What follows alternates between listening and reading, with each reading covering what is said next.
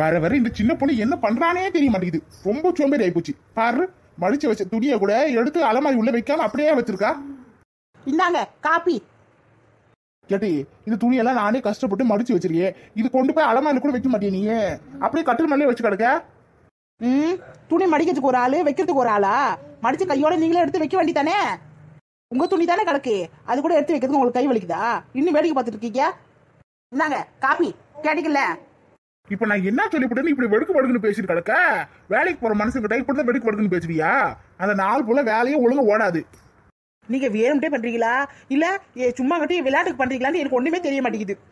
நான் எனக்கு வேணும்ட்டு பண்ணேன். எதுவா இருந்தாலும் புரியுற மாதிரி கொஞ்சம் விவரமா சொல்லு. அது இப்படி ஏடா மடியே பேசிட்டு கிடக்கவா? என்னத்த சொல்ல வரைய ஒழுங்கா சொல்லிட்டி. ஓஹோ அப்படியா? சரி, நானும் ராத்திரி 12 மணில இருந்து நீங்களும் ஏதாவது சொல்வீங்க, பதில் சொல்வீங்கன்னு நானும் பாத்துட்டு கிடக்கேன். ஆனா நீங்க நல்ல இந்த பக்கம் அந்த பக்கம் திரும்பி திரும்பி படுத்துக்கிட்டு குரட்டை விட்டு தூங்கிட்டு கிடக்கீங்க. ராத்திரில இருந்து எனக்கு தூக்கமே வரல. ஏதாவது சொல்லுவீங்கன்னு பாக்குற, எதுவுமே சொல்ல மாட்டேங்கிறீங்க. ஏதாவது சொல்லணுமா? ஓ, வேலை சொல்லணுமா? சரி சரி சரி, எனக்கு காலையில புச்சு புச்சுன்னு பூரியா உருளைக்கிழங்க செஞ்சு கொடு. பூரியா? யோ புருஷா, எனக்கு வர ஆத்திரத்துக்கு டென்ஷன் ஆயிடும் பாத்தீங்க. நான் என்ன பேசிட்டு கிடக்க, உனக்கு புசு புசுன்னு பூரி கேக்குதோ? இந்த பாரு, பொண்டாட்டிக்கு பிடிச்ச மாதிரி நடந்துக்காத. புருஷன் கேட்கறதுல செஞ்சு கொடுப்பா. அதை விட்டுவிட்டு உனக்கு புசு புசுன்னு பூரி கேக்குதோ? நான் என்ன சொல்ல வரேன்னு உனக்கு புரியலையா? புரியுற மாதிரி சொன்னாதான் புரியும். சொல்லு என்னன்னு. நான் நேராவே பேசுறேன், சுத்தி வளர்த்து பேச விரும்பல. இன்னைக்கு என்ன நாள்? அடி பாவி, இதே எத்தனை முன்னாடி கேப்ப? நேத்துக்கு இதே தான் கேக்குறேன், இன்னைக்கு இதே தான் கேக்குறேன். பதில் சொல்லி சொல்லி வாய வலிக்குது. உனக்கு சந்தேகம் வந்து போய் கேலண்டர் கூட பாரு. யோ, நான் கேட்ட கேள்விக்கு பதில் சொல்லியா? ஓவா, என்னடி வர வர மரியாதை வாயெல்லாம் வேற மாதிரி நீளுது. இன்னைக்கு வந்து விசாயக்கிழமை.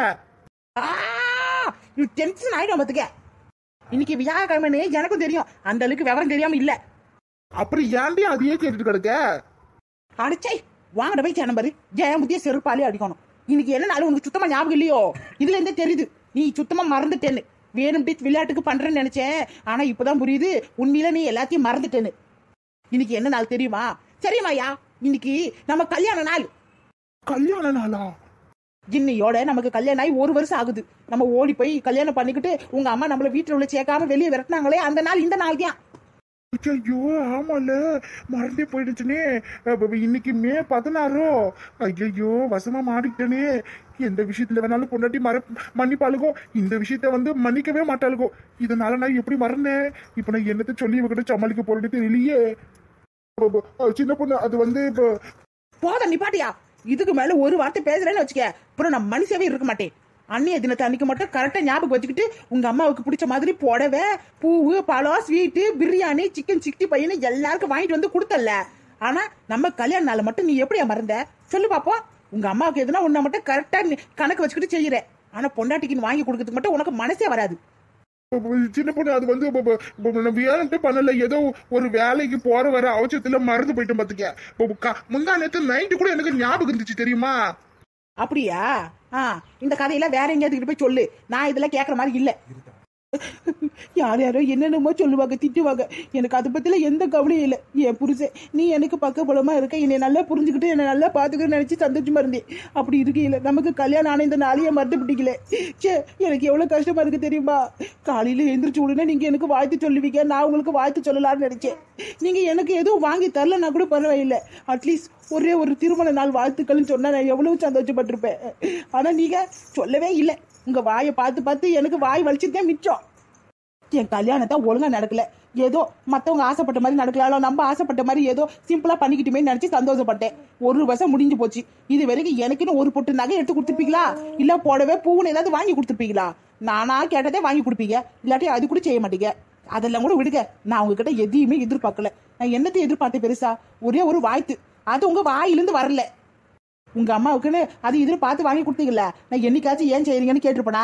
சொல்லுங்க பாப்போம். அதே இல்லக்கு இம்பார்ட்டன்ஸ் பொண்டாட்டிங்களுக்கும் கொடுக்கணும்.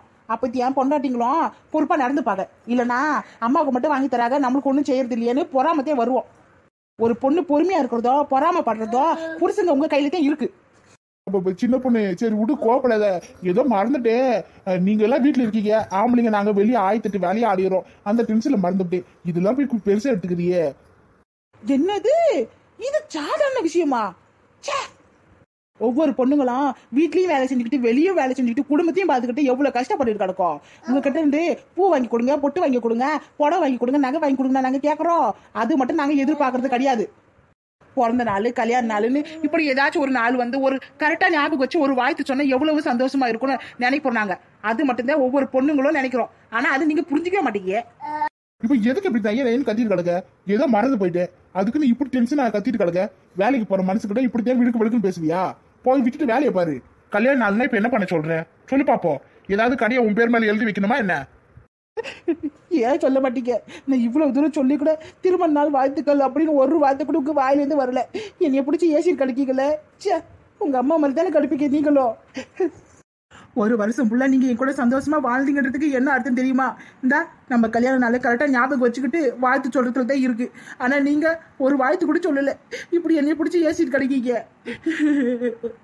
ஓடி போய் கல்யாணம் கட்டிக்கிட்டு நமக்கு தானே தெரியும் இந்த கல்யாண நாள். உங்க அப்பா அம்மாவுக்கு தெரியுமா? எங்க ஆட்சிக்கு தான் தெரியுமா? யாருக்கும் தெரியாது. நமக்கு மட்டும்தான் தெரியும். அதனால உங்க கிட்ட இருந்து தானே நான் எல்லாத்தையும் எதிர்பார்ப்பேன். நீங்க எனக்கு வாழ்த்து சொல்லுவே நினைச்சேன். ஆனா இப்படி மறந்துட்டு இப்படி என்னைய பிடிச்சி திட்டிட்டு கிடைக்கீங்களே. சே, சின்ன பொண்ணு என்ன லூஸ் மாதிரி பேசிட்டு இருக்க? நீ நானும் சேர்ந்து ஒன்னா சேர்ந்து சந்தோஷமா தானே வாழ்ந்து வந்தோம். என்னமோ வாழ்த்து சொல்லாதனால நம்ம வாழ்க்கையே சந்தோஷமா வாழாத மாதிரி பேசுற. ஐயா சாமி, நீங்க எதுவும் சொல்ல வேண்டாம். எல்லா தப்பும் ஏமாத்தியா போதுமா? விட்டுடுங்க. போய் உங்க வேலையை நீங்க சந்தோஷமா பாருங்க. அதுக்கப்புறமாட்டிக்கு காலையில வேணும்ட்டு இவதான் சண்டை வலிச்சா அதனால தான் நம்ம வேலையை ஒழுங்கா நடக்கலன்னு ஏமாலே பழிய போடுவீங்க. எனக்கு எதுக்கு அந்த பாவம்? நான் போய் என் வேலையை பாக்குறேன். நீ போய் உங்க வேலையை பாருங்க. போதுமா? கல்யாணம் ஆனதுமா இவர் என்னைய போட்டு எப்படி கரிச்சு கூட்டிட்டு கிடக்காரு. எல்லாம் என் தலையை எழுத்து. என் வாழ்க்கையில எந்த சந்தோஷத்தையும் அனுபவிக்க கூடாதுன்னு என் தலையில எழுதிருக்கு போல. என்ன பண்றது? சே, எதுக்குதான் இந்த பொண்ணுங்களை இப்படி டென்ஷன் ஆகுது அவ்வளவு தெரியல. ஒரு சாதாரண விஷயத்துக்கு இப்படி கத்திட்டு போறா. இப்ப கல்யாண நாள்ல என்னத்த அப்படி குடி முழுகி போச்சு. இவ்வளவு மாதிரிதான் முக்கால்வாசி பொண்ணுங்க இருக்காங்க. ஏன் எல்லா ஆம்பளைங்களும் கரெக்டா ஞாபகம் வச்சுக்கிட்டு வாழ்த்து சொல்லணுமா என்ன? அவங்க உங்களுக்கு 1000 டென்ஷன் கிடக்கு. இதுல இவ வேற படுத்துறா. ஏட்டி அண்ணன் என்னவா இருக்கும்? உன் அவர் உள்ள இருந்து அவ்வளவு பெரிய சத்தமா வருது. அவங்க 2 பேரும் பேசிக்கிறத பார்த்தா சண்டை போட்டுக்கிட்டு மாதிரில கிடக்கு. அந்த பிள்ளையை கூப்பிட நிக்காம அழுதுகிட்டே போற மாதிரி இருக்கு. என்னவா இருக்கும்னு தெரியலையே. நீங்க நினைக்கிற மாதிரிலாம் என் மாமா ஒன்னா கை நீட்டி அடிக்கிறவன் கிடையாது. அவனை பத்தி உங்களுக்கே தெரியும்ல. இவன் ஏதாச்சும் ஓவரா அளவுக்கு மீறி பேசிருப்பா. வாய் இவளுக்கு தான் வாய் அதிகமாச்சே. அவங்க குடும்பத்துல இருக்கிற எல்லாருக்கும் வாய் அதிகமாதியும் கிடக்கு. அவங்க ஆட்சில இருந்து அவங்க அம்மா அப்பால இருந்து அதே மாதிரி தான் இவளுக்கு வாய் அதிகம். இதே மாதிரி ஏதாச்சும் ஓவரா பேசிருப்பா. அதனால என் மாவன் திட்டி இருப்பான். அவன் சரியா தான் பேசுவான். ஆனா அவன் ஒண்ணு அவன்கிட்ட பிடிக்காத விஷயம் ஒண்ணுதாங்க, கை நீட்டி அடிக்க மாட்டேங்கிறான். பட்டு பட்டுன்னு அடிச்சனா அடுத்த முறை அவன் வாயை திறக்க மாட்டான். இவன் என்னடா சைலண்டா பேசிட்டு இருக்கான். வாய மூடி. என் அவன் என்ன மாதிரி எதுக்கு அடுத்தாலும் வாயாலி பேசி சரி பண்ணணும்னு நினைக்கிறான். ஆனா கை நீட்டி அடிக்க ஆரம்பிச்சோன்னாங்களா அப்புறம் நீங்க தாங்க மாட்டீங்க. எப்பா சின்ராசி, கேட்கணும்னு தப்பா நினைச்சுக்காதே. உனக்கும் பொண்டாட்டிக்கும் ஏதாவது சண்டையாப்பா? ஏன்னா நீங்க பேசுகிற சத்தம் இங்க வெளியே வரைக்கும் கேக்குது. அவ்வளவு சத்தமே பேசிட்டு இருக்காங்க. சாதாரணமா பேசிட்டு தானே கண்டீங்க? இல்ல சண்டை போட்டுட்டு கந்தீங்களா? சண்டை நாம போட்டுட்டு இருந்தோம். சண்டையப்பா போட்டீங்க? ஏண்டா என்ன பிரச்சனை? எதுக்காக சண்டை மாட்டிட்டு கிடக்கீங்க? புருஷ பண்ணாடி சண்டைலாம் 4 செவத்துக்குள்ளே இருக்கணும். இப்படி 4 பேர் காதுல போற மாதிரி கேட்க கூடாது. பாத்துக்க, உங்களுக்குள்ள பேசி முடிவு பண்ணிருந்தீங்கன்னா நான் எந்த கேள்வியும் கேட்டிருக்க மாட்டேன். ஆனா உங்களையும் தாண்டி எங்களுக்கு கேட்டுருச்சு. அதனாலதான் நான் கேக்குறேன். என்ன சண்டை? அப்படி என்ன உங்களுக்குள்ள பெரிய சண்டை? எப்பா ஒரு சின்ன விஷயத்த பெருசாக்குறாப்பா. ஏதோ ஒரு விஷயத்த மறந்துவிட்டேன் அதுக்குன்னு இப்படியா சண்டை போடுவா? அப்படி என்னப்பா ஆச்சு? இன்னைக்கு எங்களுக்கு கல்யாண நாளாம். எங்க கல்யாணம் ஆகி 1 வருஷம் ஆகி போச்சான். இன்னைக்கு எங்க கல்யாணம் நாளதுமா நான் அவளுக்கு பார்த்து சொல்லல, நான் அதை மறந்துச்சுன்னு சொல்லி எங்கட சண்டை போட்டுட்டு கிடக்கா. என்னப்பா சொல்ற? இன்னைக்கு உங்க கல்யாண நாளா? அடக்கடவுளே, இந்த இலை எடுத்த கிழவ மண்டைக்கு இது ஞாபகமே இல்லாம போயிடுச்சே. எப்படி ஞாபகம் இருக்கா? சொந்தா பந்தா ஊரு உறவுன்னு எல்லாரையும் கூடி வச்சு மேல தளத்தோட பண்ணி வச்சா நமக்கு ஞாபகம் இருக்கும். சொல்லிக்காம கொள்ளக்காம ஓடி போய் கல்யாணம் கட்டிக்கினா எப்படி அவங்க கல்யாண நாள் நமக்கு ஞாபகம் வரும்? வாய மூடு. உண்மையாதானே சொன்னேன். ஓடி போய் கல்யாணம் பண்ணவங்களுக்கு தான் கல்யாண நாள் என்னைக்கு ஓடி போனாங்க என்னைக்கு கல்யாணம் பண்ணாங்கன்னு தெரியும். வீட்டுல இருந்துகிட்டு ஒப்பாரி வச்சுட்டு கடந்த நமக்கு எப்படி அந்த நாள் தெரியும்? அம்மா சொல்றது சரியா? அதானே. நாங்க 2 பேரும் கல்யாணம் பண்ணிக்கிட்டது உங்களுக்கு எப்படி ஞாபகமா இருக்கு சொல்லுங்க. எனக்கே மறந்து போச்சு. 1008 வேலையில அங்கேயும் இங்கே அழிஞ்சு தெரியுறேன். இப்படி எல்லாம் இருக்கும்போது எனக்கு எப்படிப்பா ஞாபகம் இருக்கும்? அது மறந்துட்டு அதுக்கு ஒரு குத்தம்னு அவ்வளவு சத்தமா சண்டை போட்டுட்டு போறா. எப்பா பொம்பளைங்கன்னா அப்படித்தான்ப்பா இருப்பாங்க. பொழுதுக்கும் வீட்டுல வேலை பார்த்துக்கிட்டு புருஷன் எப்ப வேலையை விட்டுட்டு வருவா, எப்ப நம்ம கூட உட்காந்து பேசுவா அப்படின்னு சொல்லி நம்மளையே எதிர்பார்த்து உட்காந்து கிடப்பாங்க. அவங்களுக்கு பொறுத்த வரைக்கும் பெரிய விஷயம்ல சின்ன விஷயமாவும், சின்ன விஷயத்த பெரிய விஷயமா தான் எடுத்துப்பாங்க. ஆரம்பிச்சிட்டாரு தத்துவ ஞானி. தத்துவ பரம்பரையில சேர்ந்தவரு தத்துவமா பொழிய போறாரு. அடியை கெட்டி ஒரு உதச்சிட்டு வச்சுக்க, அங்கிட்டு போய் விழுந்துருவேன். அதுக்கு முன்னாடி நீ எந்திரிச்சு ஓடிடு. அப்பனும் மகனும் உட்காந்து பேச போறோம். நீங்க உட்காந்துக்கிட்டு அதை ஒட்டி கேட்டுக்கிட்டு உன் இஷ்டத்துக்கு பேசிட்டு இருக்காது. அதுக்கு முன்னாடி நீயே ஒழுங்கு எந்திரிச்சு போயிடு. அப்புறமாட்டிக்கு அது ஒரு சண்டையா வந்துடும். ஆமா, ஓடி போய் கல்யாணம் கட்டிட்டாங்க. இதுல ஒரு கல்யாண நாள் ஒரு கேடு. இதை வேற ஒட்டு கேக்குறாங்க. டேய் முதல்ல உட்காரு. இங்க பாரு பச்சின்ராசு, சின்ன பொண்ணு. உன்னை விட்டா அவளுக்கு வேற யாரு இருக்கா சொல்லு பாப்போம். உன் மேல உசுரா இருக்கா. அவளுக்கு எல்லாமே நீதியா கல்யாண நாள் அதுவுமா நீ வாழ்த்து சொல்லுவேன்னு அவ ஆசைப்பட்டிருப்பா. நீ சொல்லாதனால இப்படி சண்டை போட்டு கத்திட்டு போயிருக்கா. மத்தபடி அவ ஒண்ணு கெட்ட பொண்ணுலாம் கிடையாது. எப்பா நான் கெட்ட பொண்ணுன்னு சொல்லல, நான் அவகிட்ட சாரி கூட கேட்டுட்டேன். இதுக்கு மேல என்ன வேணும் சொல்லுங்க. சாரி கேட்டியா? கல்யாண நாள் அதுக்குமா நீ தாண்டா அவளுக்கு சாரி எடுத்து கொடுக்கணும். என்னப்பா சொல்றீங்க? பின்ன கல்யாண நாளுக்கு சொல்ற. அப்படி இருக்கும்போது கட்டின பொண்டாட்டிக்கு ஒரு புடவை எடுத்து கொடுக்க வேணாமா? அவளுக்கு பிடிச்ச மாதிரி கடைக்கு கூட்டிட்டு போய் புடவை எடுத்து கொடு, பூ வாங்கி கொடு, பாட்டுக்கு பீச்சு தியேட்டர்னு போய் படம் பார்த்துட்டு ஹோட்டல்ல சாப்பிட்டுட்டு பொழுதுக்கு எங்கெல்லாம் வெளியே சுத்திட்டு வாங்க. அதுதான் வீட்டுல இருக்கிற பொம்பளைங்களும் எதிர்பார்ப்பாங்க. வீட்டுக்குள்ளேயே அடைஞ்சு கிடக்குவாங்க. வெளியே 4 இடத்துக்கு போனேன்னா சந்தோஷமா நினைப்பாங்கல்ல. நீ ஒன்னும் வாங்கி கொடுக்க வேண்டாம் பெருசா. ஆனா இங்கிருந்து கோவிலுக்கு நிறையா கூட்டிட்டு போய் நிறையா கூட்டிட்டு வா பார்ப்போம். அவங்க அவ்வளவு சந்தோஷப்படுவாங்க. நம்ம புருஷன் நம்ம கூட வந்து நமக்காண்டி எல்லாம் செய்யறாருன்னு நினைச்சு சந்தோஷப்படுவாங்க. கல்யாண நாள் அதுவுமா காலையில குளிச்சுட்டு நேர கோயிலுக்கு கிளம்பி போய் அங்கிட்டு இருந்து அப்படியே கடைக்கு போய் பிடிச்ச ட்ரெஸ் எடுத்து கொடுத்து ஹோட்டல்ல போய் சாப்பிட்டுட்டு ஒரு படத்தை பார்த்துட்டு சாயங்காலம் வரலாம்ல. அதை விட்டுட்டு இப்படி சண்டை போட்டுட்டு கிடக்கீங்க. அங்க அவதான் கோச்சுக்கிட்டு போயிட்டாலே. கோவமா பேசினா என்னடா? நீ போய் கூட்டிகிட்டு வந்து அவளை வெளியே கூட்டிக்கிட்டு போ. அவளுக்கு சர்ப்ரைஸா ஏதாவது வாங்கி கொடு.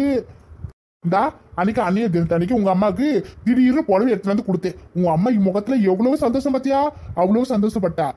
என் பையன் எனக்கு புடவை எடுத்து கொடுத்துருக்கானே பெருமையா சொல்லிக்கிட்டா. அன்னைக்குன்னு பார்த்து பிரியாணி சாப்பாடு அது இதுன்னு வாங்கி கொடுத்தல. அப்போ எனக்கு கூட கோவம் வந்துச்சு. அம்மா காண்டி எல்லாம் செஞ்சிருக்கான்.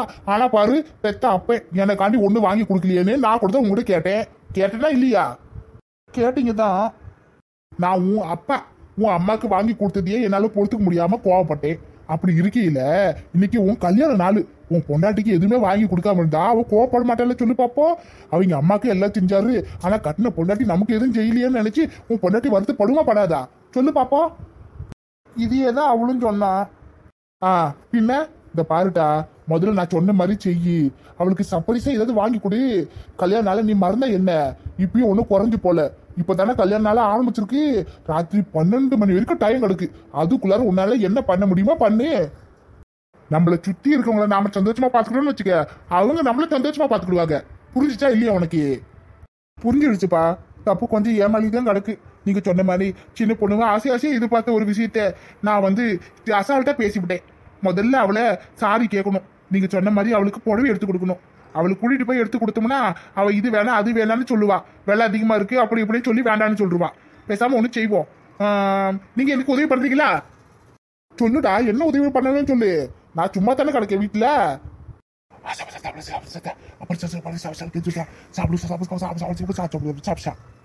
அவ்வளவுதானே, பண்ணிட்டா போச்சு. கவலையை விடு, அசால்ட்டா பண்ணிடலாம். அதுக்குள்ள சின்ன பொண்ணு மட்டும் வீட்டுக்கு வராம இருந்துட்டா போதும். சரிப்பா, அப்ப நான் கடைக்கு போய் வேணுன்றதுல வாங்கி கொடுத்துறேன். அப்புறம் ஒரு முக்கியமான ஒரு வேலையும் இருக்கு, நான் போய் அதை முடிச்சுட்டு வந்துடுறேன். சரிங்களா? அதுக்கப்புறமாட்டிக்கு சின்ன பொண்ணு வீட்டுக்கு கூட்டிட்டு வந்து நம்ம எல்லாரும் சேர்ந்து சர்ப்ரைஸ் பண்ணிடுவோம். அவளும் சந்தோஷமாயிடுவா. என் மேல கோவம் பட்டதெல்லாம் தனிச்சு போயிடுவா. சரிடா, இனிமேல நேரத்தை வீணாக்க வேணாம். எப்படி சின்ன பொண்ணு கோவத்துல வெளியே போயிருக்கா, வீட்டுக்கு வர நேரம் ஆகும்ல. அதுக்குள்ள நம்ம எல்லா வேலையும் முடிச்சிடலாம். நீ போய் நீ சொன்ன மாதிரி செஞ்சு முடிச்சிரு. நான் இங்கிருந்து எல்லா வேலையும் பாத்துக்கிறேன். சரிப்பா. அப்பா, அப்புறம் ரெண்டாவதா ஒரு விஷயம் சொன்னோம்ல, அது நம்ம 2 பேருக்குள்ளே இருக்கட்டும். அம்மாக்கோ வேற யாருக்கும் தெரிய வேண்டாம். சரிங்களா? முதல்ல சொன்ன விஷயத்தை மட்டும் ஏற்பாடு பண்ணுங்க.